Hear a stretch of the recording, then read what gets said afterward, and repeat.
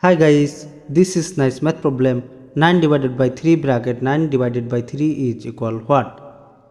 Here this 9 divided by this 3 multiply this 9 divided by 3 gives us 3. Here this 9 divided by this 3 times 3 gives us 9. 9 divided by 9 gives us 1, but it is not correct.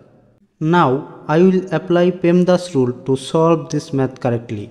Here PEMDAS, PEMDAS.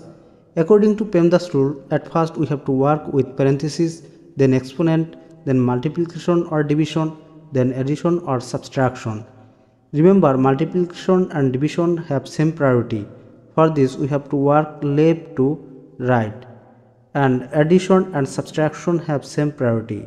For this we have to work left to right also. Therefore at first we have to work with this parenthesis. Here this 9 divided by this 3 multiply this 9 divided by 3 gives us 3.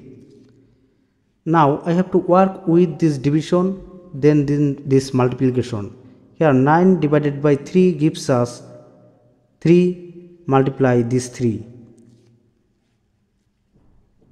3 multiply 3 gives us 9, and this is correct answer.